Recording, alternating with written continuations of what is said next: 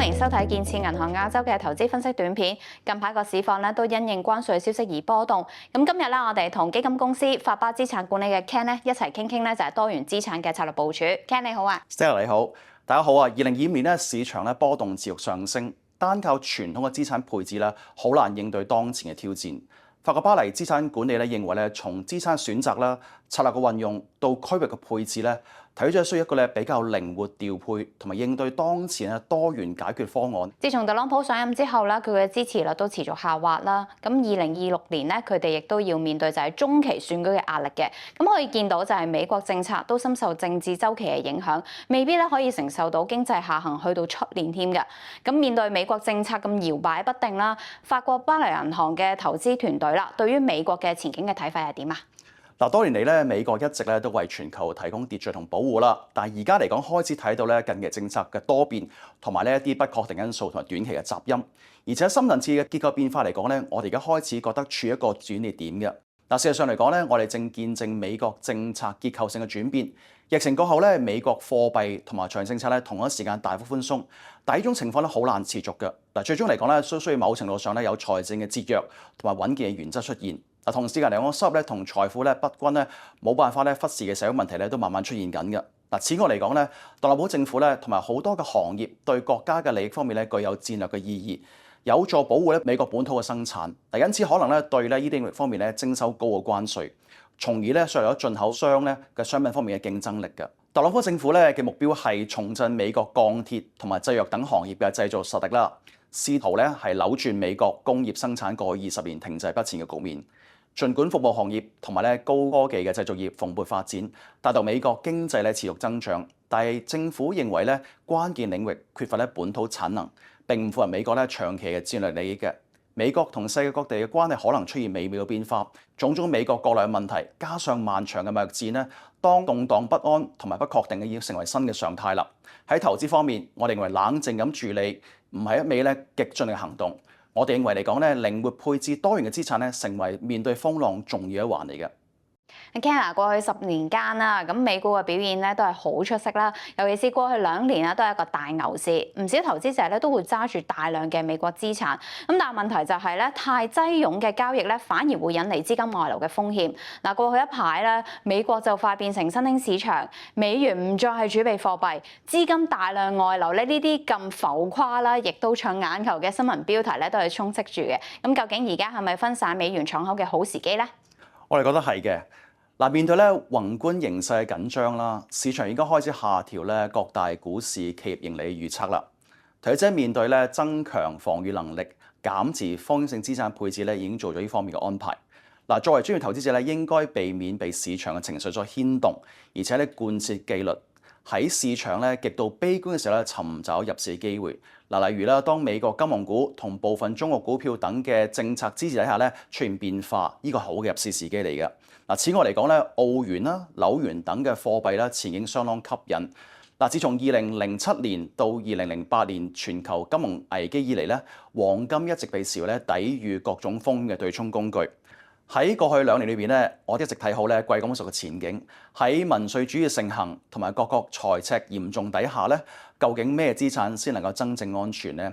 喺呢種貨幣泛濫同埋政策制定者不斷印鈔嘅世界咧，作為價值儲備工具黃金咧，因此受到追捧。嗱，此外啦，俄羅斯外匯儲備被凍結一事，亦都睇到好多國家咧開始反思啦，長儲備資產咧咩先係最好。由於黃金等嘅實體資產唔容易被其他國家沒收同埋干預，唔少央行咧都不斷增持。嗱，除咗黃金之外咧，我哋睇好銅嘅前景。喺去全球化嘅趨勢底下，各國致力減低對外部供應鏈嘅需求，基建嘅需求咧預測咧大幅增加，利好銅嘅前景嘅。阿 Ken，你頭先提到貴金屬啦，咁近年另類資產咧都越嚟越受到重視嘅，你哋睇法係點啊？嗱，我覺得咧傳統60-40嘅股債組合咧喺高波動市裏邊咧係受到挑戰嘅。嗱，過去10年咧冇一個資產可以長期稱王，資產嘅輪替咧成為新嘅常態。除咗貴金屬，實物資產譬如話基建啊、房地產等等啦，亦都具備咧穩定嘅現金流啦，同埋咧對抗經濟週期下行嘅能力。嗱，此外咧，加密貨幣、區塊鏈等嘅相關 ETF 啦資產咧，亦都吸引咧好多退休基金機構嘅投資者去進場投資嘅。嗱，市場咧亦喺制度化啦同埋穩定底下啦，呢種嘅另類資產咧同其他嘅資產關聯性比較低，亦都有助咧提升咧作分散風險嘅能力嘅。以往喺一個劇烈波動嘅市場當中咧，穩定收益就係大家好關注嘅焦點嚟嘅。咁但係啦，就算咧以一個收益為核心嘅投資組合，回報上都可能有個挑戰喺度。咁喺市場極度悲觀嗰陣啦，又應該點樣去維持回報呢？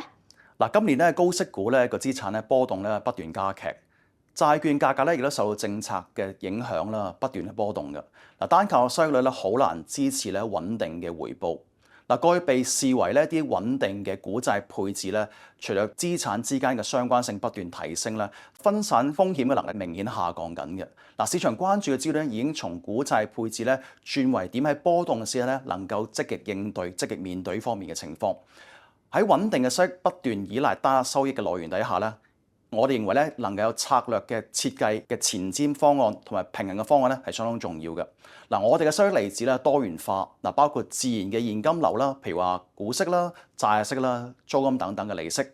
穩定嘅收益固然重要，但係回報嘅穩定性咧更加關鍵嘅。嗱，投資者嚟講咧，重點唔應該放喺派息嘅數字，而係整體回報咧同埋可持續性加埋風險管理咧係相當重要嘅。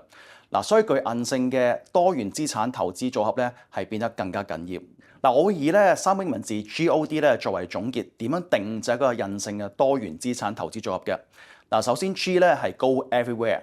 多元嘅配置走得更加遠。多元嘅市場變化底下咧，單靠股債嘅組合咧好難面對。嗱，法巴嘅多元資產配置咧，靈活配置唔同嘅資產，提高組合嘅韌性，掌握各個市場嘅轉動。隨着股債方面咧嗰個相關性不斷提高啦，納咗貴金屬、另類資產，譬如話私募資產啦，或者加密貨幣等等咧，可以有效減低咧整個組合嘅波幅度嘅。並且喺唔同市場環境裏邊嚟講，提高穩定嘅收益同埋駕馭市場嘅變化。嗱，第二個 O 咧係 Opportunities， 掌握機會，靈活應變。嗱，面對頻繁嘅市場轉折啦，運用長倉同短倉策略係相當重要嘅。嗱，當預期市場明確變化嘅時候，適當增加短倉嘅策略，唔單止可以減輕下行風險，亦都喺市場下調嘅時候咧獲取利益嘅。嗱，投資團隊根據咧宏觀嘅市場調整倉位啦。嗱，日本咧將會增加利息，建立咧日本長債嘅短倉策略咧，唔單止可以做到風險管理啦，仲喺市場價格下跌嘅時候咧獲取利益嘅。嗱，最後 D 咧係 Diversified Income， 捕捉多元收益。喺高波動同利率變化底咧，穩定達到咧現金流嘅水平。嗱，法巴嘅多元資產策略咧，佈局喺唔同收益來源嘅，亦都希望做到穩中求勝，包括喺組合裏邊咧增加唔同嘅收入來源，譬如嚟自基建嘅證券啦、房地產證券啦、結構性嘅債券、證券等等。嗱，法巴嘅投資團隊咧不斷發掘唔同嘅入息，希望為客戶咧提供穩定嘅利息嘅。